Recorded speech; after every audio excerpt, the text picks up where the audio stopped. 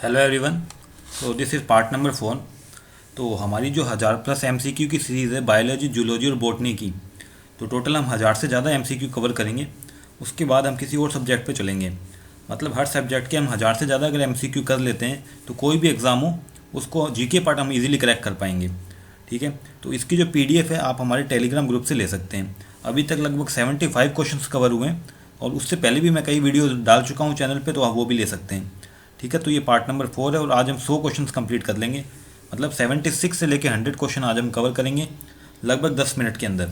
ठीक है, हमारे चैनल का नाम है लर्निंग विद ट्रिक्स, तो आप ज्वाइन कर सकते हैं। अगर देखो जो पीडीएफ मिलती है आपको, आप पीडीएफ में डायरेक्ट यहाँ पे क्लिक करके भी हमारे चैनल पे पहुँच सकते हैं। जैसे आपको पार्ट 1 देखना तो यहाँ क्लिक कर सकते हैं, पार्ट 2 पार्ट 3 यहाँ पे क्लिक करके आप पहुँच सकते हैं। और ये है टेलीग्राम चैनल का लिंक, तो ये आप अगर डायरेक्ट यूआरएल टाइप करते हैं तो आप टेलीग्राम चैनल पर भी पहुँच जाएंगे। ठीक है, अब बिना किसी विलंब के शुरू करते हैं आज का पहला क्वेश्चन। देखो क्वेश्चन हिंदी और इंग्लिश दोनों में, तो मैं बट किसी एक लैंग्वेज में पढ़ूंगा। ठीक है, मैं हिंदी में पढ़ूंगा क्योंकि मैक्सिमम जो बच्चे होते हैं हिंदी मीडियम के होते हैं। वयस्क मानव कंकाल में कितनी हड्डियां होती है? देखो ये क्वेश्चन हम बचपन से पढ़ते आ रहे हैं, बट ठीक है ये क्वेश्चन था तो हमने ले लिया इसको। इसका ऑप्शन होगा बी। देखो वीडियो ख़त्म होने के तुरंत अगले दिन आपको इसकी पीडीएफ हमारे टेलीग्राम ग्रुप पे मिल जाती है, तो आप वहाँ से ले सकते हैं। निम्न में से कौन सा कथन सल्फर शॉवर से संबंधित है?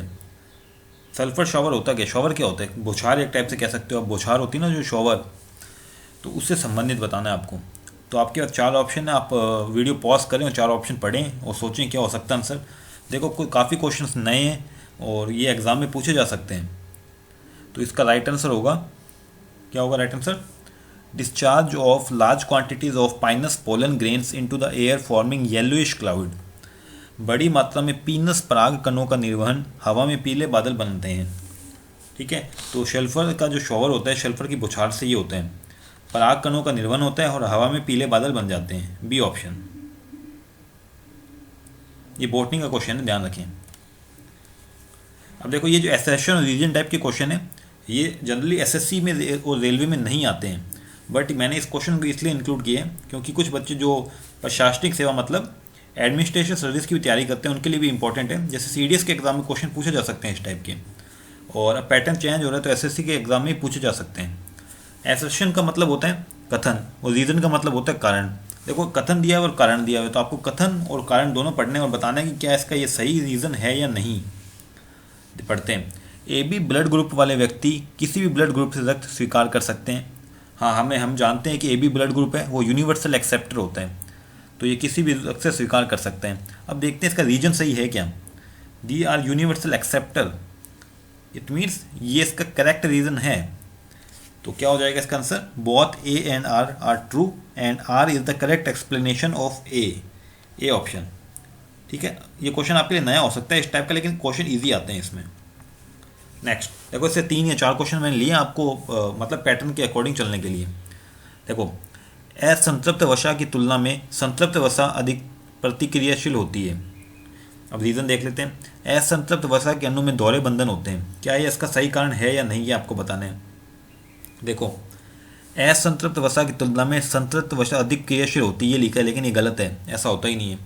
संतृप्त वसा अधिक क्रियाशील होती है मतलब सैचुरेटेड है ना, जो फैट है ना वो ज़्यादा रिएक्टिव होते हैं। समझ में आ गया आपको? मतलब अनसैचुरेटेड ना वो ज़्यादा क्या होता है, रिएक्टिव होता है, क्योंकि उसमें डबल बॉन्ड होते हैं। तो कहने का मतलब A is false but R is true. समझ में आ गया? D option. ये एज ए थ्योरी है, ये थ्योरी आपको याद करनी है। नेक्स्ट, एक कलर ब्लाइंड महिला के बेटे हमेशा कलर ब्लाइंड होते हैं लेकिन बेटियां नहीं। मतलब कोई अगर अंधी महिला है, कोई ब्लाइंड वूमेन है, तो उसके जो क्या होगा, उसका बेटा मतलब उसका सन है ना वो हमेशा कलर ब्लाइंड होगा लेकिन डॉटर नहीं। अजीब सा है ना इसे सुनने में, लेकिन रीज़न देखते हैं। Colour blindness is a sex linked character and such characters are transferred from mother to son only. कैसा हो सकता है? देखो both A R true, A and R true but R is not correct explanation of A. कहने का मतलब ये दोनों ही सही है, बट ये और इसका ये रीज़न है ना ये इसका गलत है। ऐसा रीज़न का इस असर्शन से कोई लेना देना नहीं है। तो ये हो जाएगा इसका आंसर क्या? B option. अच्छा क्वेश्चन है, याद रखें। नेक्स्ट, ओ ब्लड ग्रुप वाले पुरुष ने ब्लड ग्रुप ए बी की महिला से शादी की तो बच्चे को कभी ए बी ग्रुप नहीं मिलेगा। कैसा हो सकता है? मतलब जो पुरुष है उसका ब्लड ग्रुप है ओ और महिला का ब्लड ग्रुप है ए बी, जो बच्चा होगा उसको ए बी ग्रुप नहीं मिलेगा। देखो हमने जानते भी हैं कि जब बच्चे का जन्म होता है तो वो डिपेंड करता है ब्लड ग्रुप, जो मनुष्य का जो पुरुष होता है ना मेल, उसके ब्लड ग्रुप पे डिपेंड करता है। तो क्या मिलेगा ब्लड ग्रुप बच्चे को? ए बी नहीं मिलेगा, ओ मिल सकता है। तो एसर्शन तो मेरे हिसाब से सही है। आगे देखते हैं, रीज़न देखते हैं इसका। Blood group O genes is dominated over A B और ए बी, ऐसा तो कुछ नहीं है, सारे ब्लड ग्रुप एक ही होते हैं। मतलब ऐसा कुछ भी रीज़न नहीं है, ये तो केमिकली रीज़न है, ये कुदरत की देन है, कुल मिला के ऐसा होता है। बट ये इसका कोई रीज़न नहीं है कि ये ओ जीन है ना ज़्यादा हावी होता है, ऐसा कुछ नहीं है। तो आप कह सकते हैं इसका राइट आंसर क्या होगा? A is true but R is false. सीधा सा आंसर है सी ऑप्शन। नेक्स्ट, नींद में से ये बताना आपको। देखो यहाँ पे बीमारी का नाम लिखा हुआ है और उससे होने वाला रोग लिखा हुआ है, तो क्या होगा इसका वो बताना है आपको, कौन कौन सा इसमें करेक्ट है। तो इसका राइट आंसर मैं बता देता हूँ, नाइट ब्लाइंडनेस एंड मरासमस, और बेरी बेरी से होता है ऑस्टोमलेशिया। तो तीसरा और चौथा ऑप्शन दोनों ही सही है, डी ऑप्शन हो जाएगा इसका, डी ऑप्शन। ये तो आपको रट्टा मारने डायरेक्ट। और देखो कुछ क्वेश्चन ऐसे हैं जिसकी हिंदी पॉसिबल नहीं है, तो उसको डायरेक्ट आपको इंग्लिश में याद करना पड़ेगा। अब देखो बेरी बेरी को इंग्लिश में और हिंदी में एक सेम बोलते हैं बेरी बेरी, और ऑस्टियोमलेशिया इसको भी हिंदी में भी ऑस्टियोमलेशिया बोलते हैं। ठीक है। और ये जैसे कलर ब्लाइंडनेस, ये तो आप समझते हैं, ये कलर मतलब रंग होता है, ब्लाइंड मतलब अंधा, जो रंग को पहचान नहीं कर सकता उसको बोलते हैं कलर ब्लाइंडनेस। ऐसे सिंपल चीज़ें हैं। नेक्स्ट, मुर्गी के अंडे में कितने ग्राम कार्बोहाइड्रेट मौजूद होता है? तो ये कितने होता है? ये होता है 0.61 ग्राम। जब मुर्गी का अंडा खाते हैं तो 0.61 ग्राम इसके अंदर कार्बोहाइड्रेट मौजूद होता है। नेक्स्ट, मवेशियों और भैंसों के ऊपरी और निचले जबड़े दोनों में स्थायी कृंतक की कुल संख्या कितनी है? देखो जो मवेशी होते हैं ना, जानवर होते हैं जो, तो उनके निचले और ऊपरी जबड़े में स्थायी कृंतक होते हैं। कृंतक को इंग्लिश में बोलते हैं, क्या बोलते हैं? इंसीजर। उसकी संख्या कितनी होती है? तो ये होते हैं 8, बी ऑप्शन। अच्छा क्वेश्चन है, एग्जाम में आ चुका है। ऊँट की जो जेस्टेशन पीरियड होता है कितना होता है? गर्भ की अवधि कितनी होती है ऊँट की? मतलब जैसे देखो जनरल ह्यूमन में क्या होता है, बच्चा 9 महीने तक पेट में रहता है। 9 महीने मतलब लगभग 180 दिन, नहीं 180 नहीं, मतलब 270 दिन लगभग। तो ऊँट की गर्भ की अवधि पूछी है, तो ये है 320 से 350 दिन, मतलब लगभग 1 साल। नेक्स्ट, अभी आपको देखना है कि देखो एनिमल के नेम दिए हैं और कितने साल तक वो जीते हैं सबको। देखो ये क्वेश्चन थोड़ा सा डिफिकल्ट क्वेश्चन है, बट एग्जाम के लिए इंपॉर्टेंट है। अब देखो कैटल मतलब होता है मवेशी, तो ये कितने साल तक जी सकते हैं? ये लगता है जीते हैं 20 से 25 ईयर। गोट मतलब बकरी कितने साल तक जीती है? लगभग 40 साल। ठीक है। तो 2 और 3 देख लो कौन से ऑप्शन में, तो ये हो जाएगा सी ऑप्शन, 2, 4, 1, 3। ठीक है। I hope you got the point. Very important question है ये, काफ़ी कंफ्यूजिंग क्वेश्चन है बट आपको याद रखना है। पादप जो अफीम होता है नीम में से किस भाग से प्राप्त होता है? देखो जो अफीम हमें मिलता है ना, वो हमें सबको पता है पौधों से मिलता है। तो ये अफीम मिलता किससे? इसकी खेती भी होती है, तो ये मिलता है लेटेक्स, सूखा लेटेक्स होता है ना, वहाँ से मिलता है। लेटेक्स क्या होता है आप जानते हैं? देखो कई पेड़ ऐसे होते हैं जिसमें कुछ लिक्विड सा निकलता रहता है तने से, तो जो लिक्विड होता है उसको लेटेक्स बोलते हैं। समझ में आ गया आपको? चलते हैं नेक्स्ट क्वेश्चन पे। नीम में से कौन सी फसल अर्ली ब्लाइट बीमारी से प्रभावित होती है? देखो इसको हिंदी में भी अर्ली ब्लाइट ही बोलते हैं, ये आपको ध्यान रखना है। तो ये बीमारी किस में होती है? ये होती है पोटैटो में, मतलब आलू में। और ये एग्ज़ाम में क्वेश्चन आ भी चुके हैं, एसएससी में एग्ज़ाम में आ चुका है ये, एसएससी के प्री एग्ज़ाम में। Next, where is the central drug research institute of India is located? ये स्टैटिक क्वेश्चन है, लखनऊ। दिल्ली टिक मत करिए ना, दिल्ली आपको जरूर मिलेगा ऑप्शन में, बट इसका आंसर है लखनऊ। निम्न में से कौन सी कमी ज़ेरोथैलेमिया के आहार की कमी के कारण बनती है? तो ये बीमारी हो जाती है कौन सी, किसकी कमी से? ये होती है विटामिन ए की कमी से।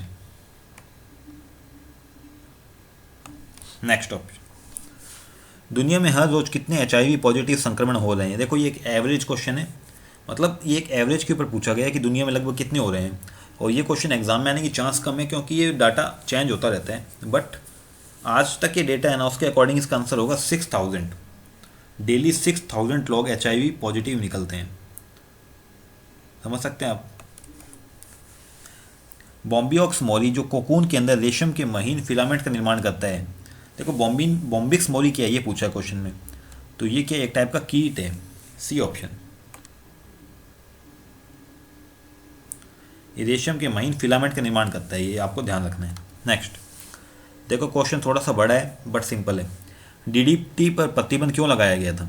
जो एक अंग क्लोरीन यौगिक है, ठीक है, इसका इस्तेमाल पहले मलेरिया को नियंत्रित करने के लिए किया जाता था, मच्छरों में, और बाद में कीटों को मारने के लिए। तो इसका उपयोग पहले तो इसलिए करते थे क्योंकि हमें इसमें मच्छरों को मारना था, मलेरिया को नियंत्रित करना था, बट बाद में इसमें प्रतिबंध लगा दिया गया क्योंकि इससे बीमारियां फैलने लगी थी।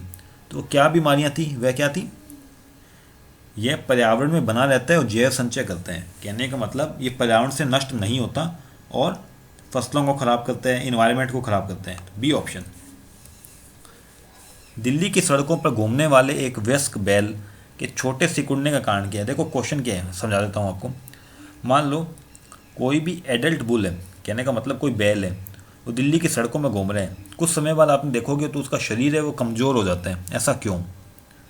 तो ऐसा इसलिए बंध्याकरण, कैस्ट्रेशन, ये एक बीमारी होती है जो कि जानवरों में होती है, इसको बोलते हैं बंध्याकरण, कैस्ट्रेशन, हिंदी इंग्लिश में बोलते हैं इसको, ठीक है। नेक्स्ट, निम्न में से कौन सा घटक प्रकाश संश्लेषण प्रक्रिया की प्रभावशीलता को बढ़ाता है? ये इंपॉर्टेंट क्वेश्चन है, ये तो हर एग्जाम में आता है। ये बोलते हैं हम रेड कलर। रेड कलर में फोटोसिंथेसिस ज़्यादा अच्छे से होता है, ये आपको ध्यान रखना है। नेक्स्ट, मानव हृदय का वजन कितना होता है? Weight of human heart. Easy question है, लगभग 300 ग्राम। ये आपको याद रखना, 300 ग्राम, कंफ्यूज ना हो। लगभग आधा किलो से भी कम वजन का होता है 300 ग्राम। कौन सी ग्रंथि रक्तचाप को नियंत्रित करती है? ये क्वेश्चन हर एग्जाम में, रेलवे एएलपी का हुआ था पिछले 2016 में, एनटीपीसी और सीजीएल का प्रीवियस ईयर एग्जाम में भी क्वेश्चन देखा गया था। तो ब्लड प्रेशर को कौन कंट्रोल करता है? ये करती एड्रिनल ग्लैंड, एड्रिनल ग्रंथि बोलते हैं इसको। नेक्स्ट, मानव शरीर के किस अंग में लिम्फोसाइट कोशिकाएं बनती है? Lymphocyte cells are formed in which part of the body? ये आपको बताना है। ये है लंबी हड्डी, लॉन्ग बोन। लॉन्ग बोन कौन सी हो सकती है? लॉन्ग बोन जैसे कोई भी हो सकती है, जैसे हमारी थाई की हड्डी, कोई भी शरीर की हड्डी है उसमें ये बन सकती है। कौन सा एंटीजन के कार्यों में से एक है? देखो हमारे ब्लड में 2 टाइप होते हैं, एंटीबॉडी और एंटीजन। तो यहाँ पूछो एंटीजन का कार्य कौन सा है? तो ये होते हैं ट्रिगर्स द इम्यून सिस्टम। प्रतिरक्षी जो प्रणाली होती है ना हमारा, जो हमारी रोग प्रतिरोधक क्षमता बढ़ाती है, उसको ट्रिगर करता है ये, सी ऑप्शन। नेक्स्ट, निम्न में से कौन सी प्रक्रिया में CO2 का विकास शामिल नहीं है? That doesn't involve evolution of CO2। देखो CO2 का किस में लेना देना नहीं है। देखो कंबशन में तो है, कोई भी चीज़ जलेगी तो CO2 निकलेगा। श्वसन मतलब आप सांस लेते हैं, CO2 छोड़ते हैं। फर्मेंटेशन किसी भी वस्तु को गलाने के लिए CO2 बनती है, लेकिन फोटोसिंथेसिस में CO2 का कोई लेना देना नहीं है। ये कंफ्यूजिंग क्वेश्चन है बट इंपॉर्टेंट क्वेश्चन है, डी ऑप्शन, ठीक है। तो लगभग हमने 10 से 12 मिनट में 25 क्वेश्चन कवर कर लिए हैं। तो दिस इज पार्ट नंबर 4। और अगर आप किसी भी एग्ज़ाम की तैयारी कर रहे हैं, एसएससी, रेलवे और किसी भी जॉब की, तो आप हमारे चैनल को ज्वाइन कर सकते हैं और इसकी PDF मिलेगी आपको टेलीग्राम चैनल पे। तो अगर आपकी कोई क्वेरी है तो ज़रूर पूछिए हमें कमेंट सेक्शन में। So till now, thank you for watching.